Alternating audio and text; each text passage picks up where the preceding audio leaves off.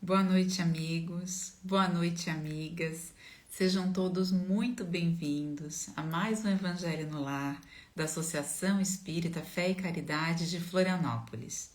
Nós nos reunimos todos os domingos às 20 horas para ler, para sentir, para meditar a respeito do Evangelho de Jesus, para trocar entre nós alguns pensamentos, alguns comentários, aquilo que nos toca em relação ao Evangelho e assim podemos, né, a cada semana, iniciar a semana nos sentindo mais fortalecidos, mais íntegros, mais felizes. Então, muito boa noite mais uma vez a todo mundo que está chegando por aqui. E eu já deve estar chegando por aqui, a Sandra. E eu vou dando boa noite para quem já está por aqui, a Pati, o Anthony, boa noite, a Gladete, a Denise, seu Fidelis, Giovana, Eduardo e Sandra, boa noite, querida. Seja muito bem-vinda mais uma vez. Boa noite, Emília. Boa noite a todos. Muito obrigada pelo convite. Muito bom estar aqui contigo e para conversar sobre um tema que nos faz pensar tanto, né? Nós estamos lá no capítulo 25, Buscai e achareis. E a Fábio teve semana passada com a gente falando sobre ajuda-te, o céu te ajudará, né? Os primeiros itens desse capítulo. Hoje nós vamos conversar sobre os itens 6, 7 e 8, que é observar os pássaros do céu. Mas antes da gente começar a leitura, eu vou dando um oizinho aqui para Vanessa, para Olivia, Eduardo, bem-vindos, viu? Muito bom que vocês estejam com a gente. Nós vamos fazer a prece inicial. Eu gostaria de te convidar, Sandra, para fazer essa prece para a gente, pode ser? Claro, faço sim, Emília. Então, agora aqui todos juntos, pensando lá na nossa casa, Associação Espírita Fé e Caridade, que acolhe todos nós. Vamos nos sentir envolvidos por todo esse amor que esses espíritos trabalhadores da nossa casa têm por nós. E vamos agradecer por mais um momento que estamos tendo para que possamos semear nos nossos lares, nas nossas vizinhanças, por onde sabemos que o nosso evangelho no lar é sempre algo que repercute em todo o nosso redor. Então, em todas aquelas famílias que estão sendo atingidas agora, que possam semear em seus lares mais esses ensinamentos do Cristo, né? Que essas sementes germinem sempre com novos conhecimentos para que possamos nos orientar em direção ao Cristo, em direção ao Pai. Que possamos regar essa semente sempre com as nossas práticas do Evangelho, que é o propósito dos ensinamentos de Jesus. Agradecidos por essa noite, por estarmos todos juntos aqui hoje. Nós iniciamos mais um Evangelho do Lar da Associação Espírita Fé e Caridade. Que assim seja. Que assim seja. Então, bem-vindos, né, pessoal que está chegando agora, que chegou durante a prece. Lembrando que a gente segue o roteiro do Evangelho no Lar e convida a todos que estabeleçam um dia na semana, um horário fixo com suas famílias, ou quem quiser fazer sozinho, ou precisar fazer sozinho, tudo bem também. Basta fazer uma prece, a leitura de um trecho do Evangelho, de preferência em voz alta, porque sozinho mesmo a gente nunca tá, né? Então, pode fazer a prece, pode fazer a leitura em voz alta, comentários também, breves e uma prece final.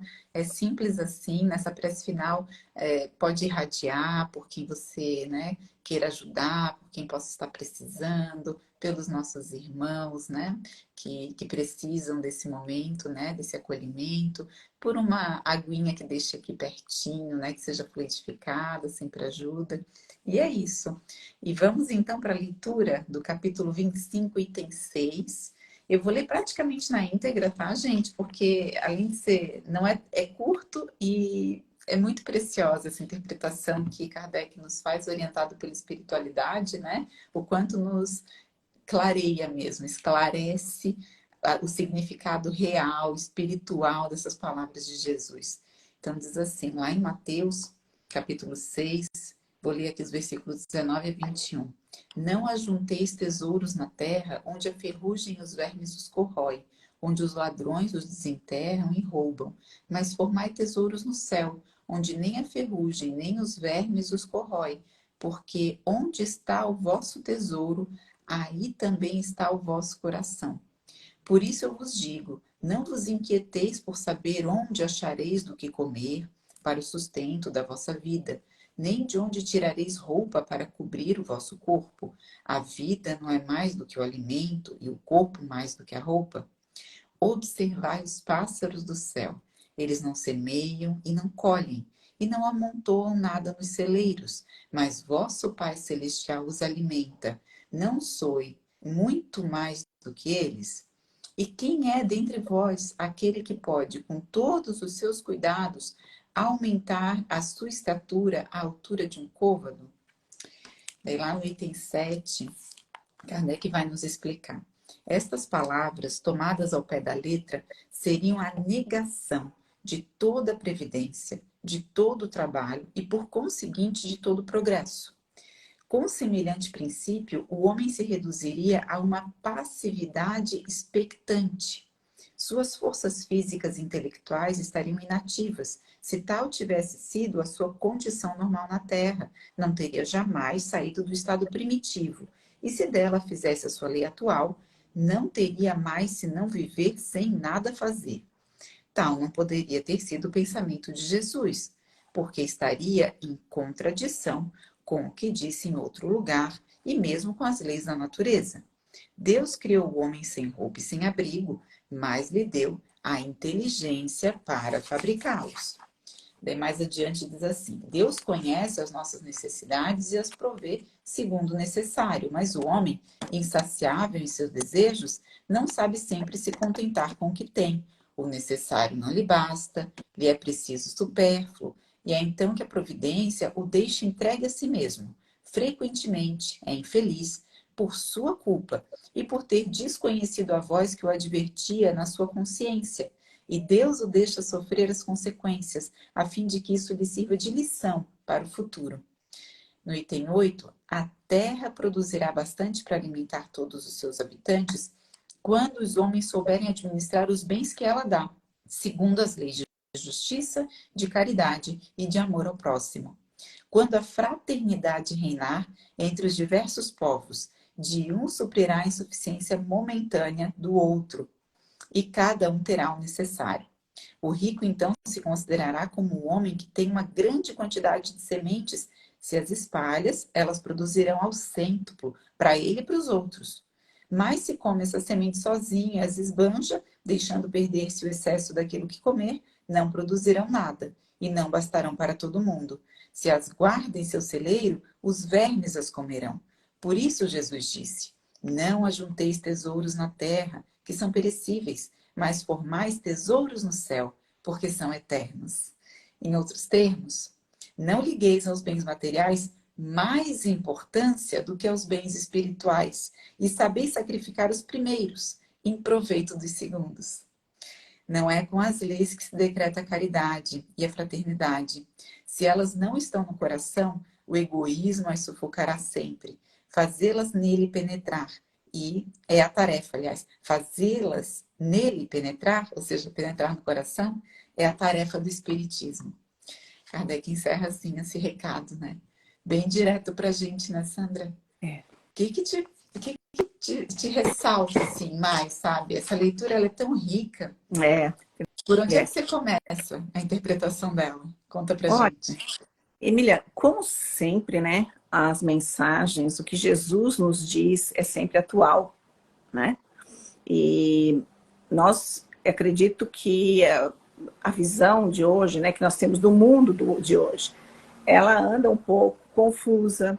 Eu acho que as pessoas têm a humanidade, vamos falar em termos de humanidade, porque acho que está havendo, né, uma grande inversão de valores ainda, né, dando-se muita importância àquilo que nós entendemos aqui pela mensagem, que é são tudo que é ligado à matéria, né? Então hoje nós vemos sim, né, as grandes dificuldades que a humanidade passa em função disso, né? Porque muitos ainda precisam, né, vamos dizer assim, de amealhar, né, de acumular, de ter mais que o necessário. E é justamente nesse momento que nós percebemos, né, o quanto isso prejudica a humanidade como um todo, né? Porque nós aqui, quando Jesus nos diz não, para a gente não construir tesouros, né? Para que a gente construa esse tesouro nos nossos corações, significa que o nosso coração é que comanda. Então, onde é que está a nossa vontade? Onde é que está o nosso foco? Né? E em que nós estamos detendo os nossos interesses? Não é? E aí eu acho que é por aí. Né? Quando a gente vê ali na lei de igualdade, nós percebemos que Deus não criou, né, nenhuma das diferenças que nós percebemos hoje, dessas diferenças sociais, né, enfim. Ou seja, isso é uma criação do homem, justamente por essa questão de querer acumular o que não é, o que é supérfluo, vamos dizer assim. Né? E esse supérfluo, ele, na verdade, se nós nos víssemos como Jesus diz que nós um dia vamos nos ver, né? Como uma grande família universal, hoje não teria essas diferenças, não teria essas dificuldades. Porque aquele que foi provido demais, ele vai olhar para o próximo e perceber no próximo o que ele necessita fazer para que aquilo se resolva, para que aquilo se solucione. Então, a Terra, né, como esse planeta maravilhoso que ele é, e hoje nós podemos até falar mesmo assim do Brasil, vamos nos deter aqui no Brasil, né? O Brasil é maravilhoso, um país, meu Deus, que tem de tudo, né? Terra é boa, não tem terremoto, não tem, sabe, essas intempéries todas. Enfim, nós temos condições, né? O Brasil tem condições de espalhar, né? Tudo que é produzido, né? Nós somos um país, assim, talvez um dos maiores produtores de grãos. Então, como assim que isso não pode ser, né, visto de uma forma que isso pudesse ser distribuído para que não houvesse tantas diferenças que nós temos hoje e causar tanto sofrimento? Então, nós mesmos, né, nós homens, é que causamos esse sofrimento, nós criamos as desigualdades. E é isso justamente que Jesus está nos chamando a fazer, né? Ali, quando ele está falando para acumular os tesouros no céu, é justamente isso, né, Miriam? É a gente poder trabalhar de acordo com as leis divinas, com a lei divina. É porque ela nos mostra o caminho, o que é certo e o que não é certo. Nós temos o livre-arbítrio e nós escolhemos. Agora, quando a gente se distancia dela, a gente vai justamente acumular, a gente vai justamente colocar as nossas prioridades onde vai ser transitório, né? A gente não vai levar isso com a gente. Mas será que Jesus, Emília, está falando assim para nós?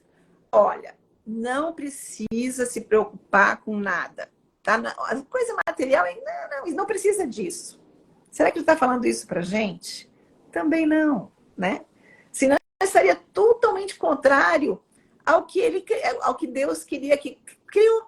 Ele criou o homem, simples, ignorante, aquilo que a gente já sabe, e deu para ele as habilidades. E ele foi se construindo, não é isso?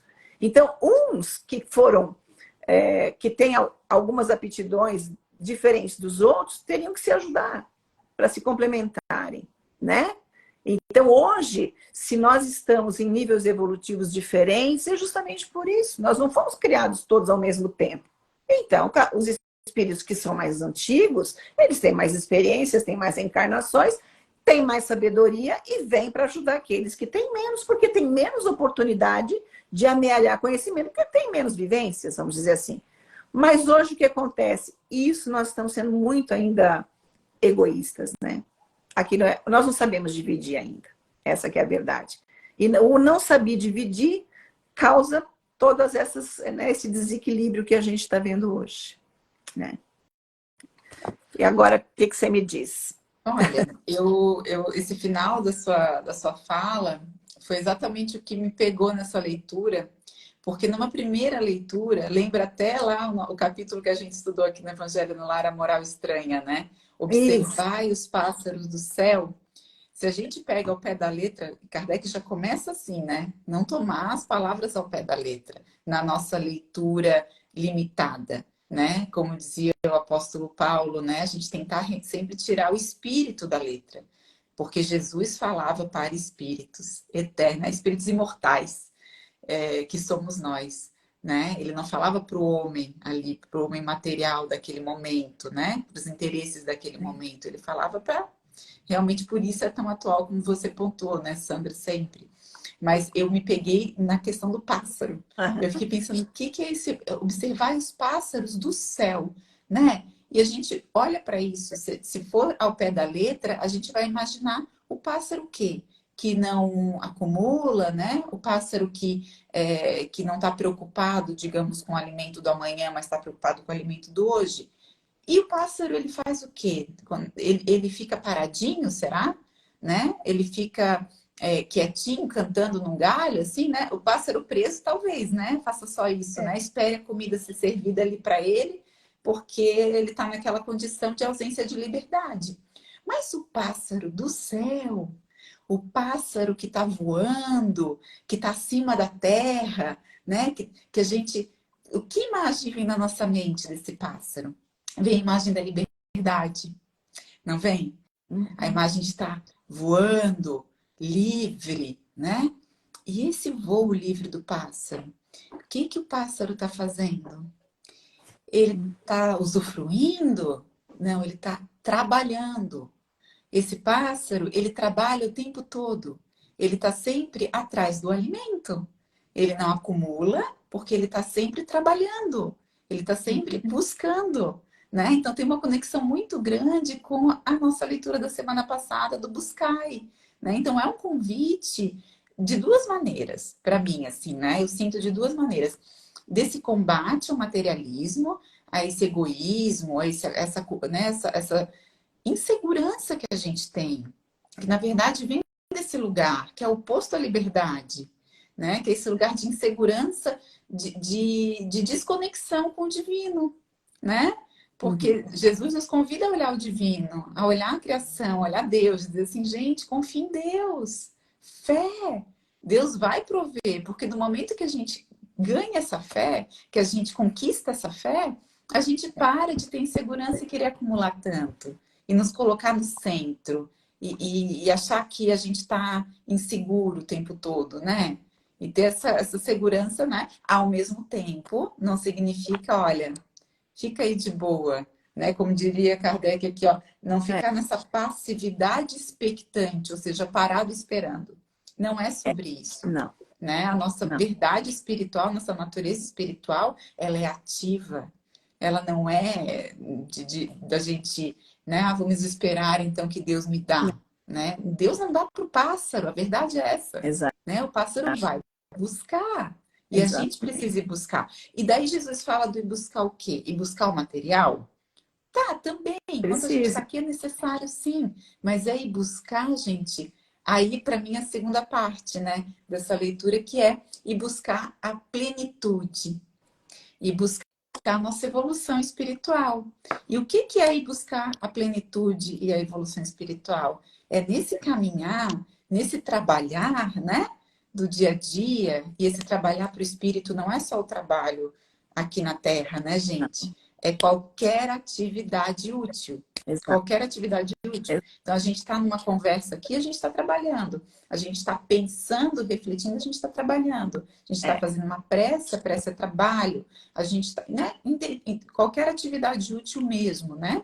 Então, Essas são as nossas forças físicas e intelectuais, né, Emília? isso. E ao usar essas forças, que a gente esteja de forma intencional buscando, né? São três coisinhas, né? Primeiro é a conquista mesmo, né? Da, das virtudes, né? A gente ativamente, né? Quando a gente pede, se buscar, né? Que a gente às vezes pede a Deus, né? Ai, dá-me paciência, Senhor, né? Dá-me coragem. Deus nos entrega o quê? Ele, né? Situação. Uhum. Nos entrega as situações da vida que vão nos fornecer meios de desenvolver, né? De desenvolver. Uhum. Assim como o pássaro, ele vai atrás, ele quer o ninho, mas o que ele encontra na natureza? Ele encontra os gravetos. E ele Busca... monta, ele tem que montar o ninho. Né? Então a gente. Exatamente, porque Deus provê, né?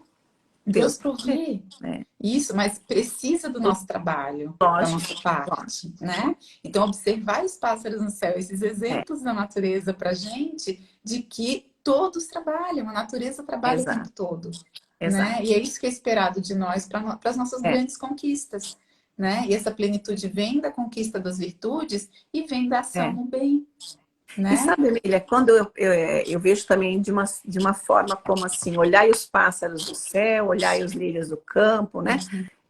Essas, veja como eles sobrevivem, né? E eles não estão preocupados como nós, né? É uma coisa que você, com o tempo, você sabe que aquilo vai acontecer, porque Deus conhece a cada um dos seus filhos, né? E ele vai prover de acordo com aquilo que será necessário para ele. Então, hoje, existe muita ansiedade, né? Essa ansiedade que move, né? Que até agora já é classificado como uma doença, inclusive, né? Então, nós vemos assim que hoje a população é ansiosa demais. E eu vejo sim que quando você falou ali em fé, né, em esperança, é justamente isso que deve nutrir o nosso coração, né? Porque se nós não estivéssemos tão ligados ainda às questões materiais, nós estaríamos sim mais confiantes, mais esperançosos. E aí, talvez nós não dessemos lugar a essa ansiedade. Eu estava vendo aqui, ó, eu fiz uma correlação na pergunta 922 do Livro dos Espíritos, fala assim: a felicidade terrestre é relativa à posição de cada um. Isso foi o que Kardec, né, afirmou. Aí ele pergunta, aí ele diz, o que basta para a felicidade de um constitui a desgraça do outro. Haverá, contudo, alguma soma de felicidade comum a todos os homens? E aí eles respondem, com relação à vida material, é a posse do necessário, né? Aí, de novo, a gente volta lá, não acumular aquilo que você não precisa, né? De supérfluo é uma coisa, o necessário é Exato, outra. exato. Então, aí sim, se nós entendêssemos que o nosso necessário, a nossa felicidade, do ponto de vista material, é saber viver com o necessário, nós seríamos muito mais felizes. Aí ele diz, com relação à vida moral, a consciência tranquila e a fé no futuro. Né? E aí ele vem nos dizer, né? O que é essa consciência tranquila? É o nosso dever, é o nosso dever retamente cumprido, né? É fazer, estar no caminho do bem, da forma como a gente conseguir, né? E a fé no futuro é justamente aquilo. Eu estou confiando que isso vai ser projetado, aquilo que virá vai ser projetado e eu preciso então ter essa fé, e a fé é a certeza, como diz Kardec para nós. Né? Não é acreditar, é ter a certeza, é saber que isso vai acontecer de acordo com o que Deus tem já planejado na providência divina, mas de acordo com as nossas obras, porque a gente não vai estar de bracinho cruzado, como o pássaro, não fazendo nada, esperando as coisas acontecerem. Por isso nós temos os nossos papéis, né? Nós não somos espíritos que estamos estacionados, então a gente está trabalhando. Agora, enquanto a gente estiver aqui na vida material, a gente tem que entender que aquilo que é necessário para nós, né? Aí cada um vai estabelecer o seu necessário. E aí vem da nossa consciência. Sim.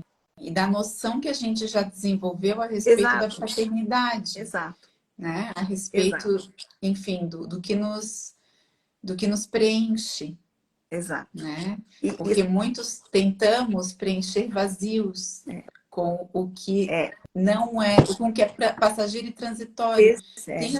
Tem uma mensagem, Sandra, que está lá no livro Caminho, Verdade e Vida, né? Emmanuel Chico Xavier, no capítulo 149, que chama Propriedade. E Emmanuel, até comentando um outro trecho de Mateus, não, ele não está comentando esse trecho que a gente leu aqui, mas eu achei muito oportuno, porque ele diz assim, que esse instinto de propriedade tem provocado grandes revoluções, ensanguentado os povos. Nas mais diversas regiões do planeta respiram homens inquietos, a ansiedade que você falava, né? Pela posse material, ciosos de suas expressões temporárias e dispostos a morrer em sua defesa. Que às vezes a gente não morre mais na guerra, mas a gente morre por dentro, né? Na defesa, na segurança do patrimônio, no medo de perder as coisas, aí a bolsa caiu, e vai morrendo por dentro, né? Isso demonstra que o homem ainda não aprendeu a possuir. Com essa argumentação, não desejamos induzir a criatura a esquecer a formiga previdente, adotando por modelo a cigarra descuidosa. Apenas convidamos a quem nos lê a examinar a precariedade das posses efêmeras. Cada conquista terrestre deveria ser aproveitada pela alma como força de elevação. Vou repetir. Cada conquista terrestre, tá? E aqui, olha só, conquista terrestre não é só o carro, a casa, aquele ukelele que está ali atrás. Não é só isso, né? Mas são as conquistas que a gente busca na Terra e que também são passageiras. Pode ser aquele emprego, o concurso, a faculdade, né? O carro, o que quer que seja, que vai ser passageiro, gente, né? Cada conquista terrestre deveria ser aproveitada pela alma como força de elevação. Então, sempre pensando nessas aquisições e na ação do bem, né? Pelo próximo. Né? O homem ganhará impulso santificante, compreendendo que só possui verdadeiramente aquilo que se encontra dentro dele, no conteúdo espiritual de sua vida.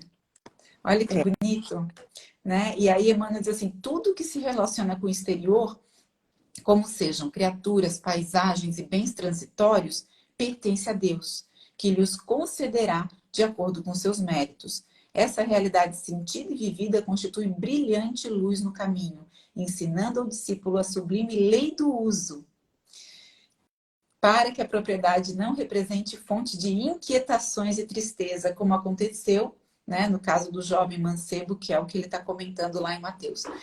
Mas, gente, pensando assim, então eu falei que eram 3 coisas, né, que a gente de fato trabalha para adquirir, né, de verdade, e que são duradouras, né?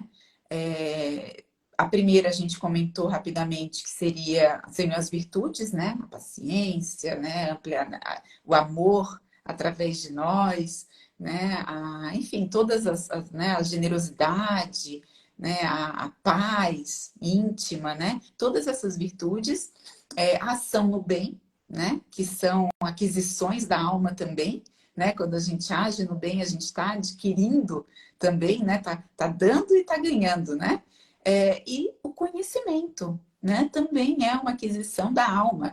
A minha vozinha dizia assim: isso, menina, estuda, estuda, porque o conhecimento não ocupa espaço, né? Então, diferente das propriedades materiais, né, que ocupam esse espaço no nosso coração, no mundo de forma material, né, nas nossas mentes, vai ocupando esse espaço, vai espremendo a gente, o conhecimento, as virtudes, né, a ação no bem não ocupa espaço, deixa a gente leve, né?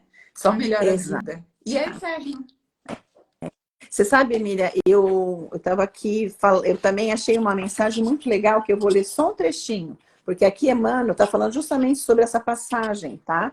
Daqui do Evangelho, e sobre justamente não entesoureis a vós tesouros sobre a terra, né? E aí tem uma mensagem que está lá no Reformador de 64, que ele vai falando, né? Que nós temos a riqueza, que a gente acha que a gente vai levar para sempre, né? Que ele acha que aí que nós temos títulos de poder, enfim, né? Nós incorporamos no nosso dia a dia falas que nós achamos que a gente acredita naquilo espiritual, né, para o nosso espírito, mas que aí, né, vem a realidade da morte do corpo físico, né? Ou seja, continuamos na vida eterna, né? Continuamos seres vivos, né? Para onde nós fomos direcionados. E aí ele diz assim, né? Que a gente então vai ser. Ele diz, olha só que bonitinho. Cadê ele fala da contabilidade? Achei tão bonitinho. Mas, enfim, ele diz que nós temos uma contabilidade divina, que a gente vai ter que acertar as nossas continhas lá. E aí vai ter, né? Aí ele diz assim, ó, caridade não é tão somente a divina virtude, é também o sistema contábil do universo, que nos permite a felicidade de auxiliar para sermos auxiliados, né? Serve onde estiveres e como puderes nos moldes da consciência tranquila. Então, aí ele diz, um dia nas alfândegas da morte, olha aqui, alfândega da morte, toda a bagagem daquilo de que não necessite ser-te-á confiscada. Entretanto, as leis divinas determinarão recolhas, com avultados juros de alegria, tudo que destes do que és, do que fazes, do que sabes e do que tens, em socorro dos outros, transfigurando-te as concessões em valores eternos da alma, que te assegurarão amplos recursos aquisitivos no plano espiritual.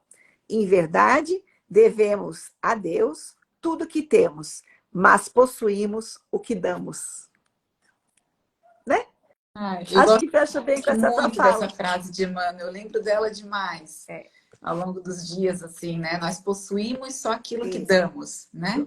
No campo do sentimento Tudo, também, né, né? Emília? É muito bonito. Sandra, deixa eu ler aqui rapidinho Tá. os comentários do pessoal. A Luzia disse que está conectada com a irradiação de luz e de paz. Obrigada, Luzia. Ela também diz para a gente que esse trecho que fala sobre os pássaros do céu é fantástico, é grandemente esclarecedor para a vida. É mesmo, concordo com você, Luzia. Deixa a gente pensando muito, né? E tivemos um comentário aqui também da Vanessa, dizendo que a reflexão está muito bonita. Obrigada, Vanessa.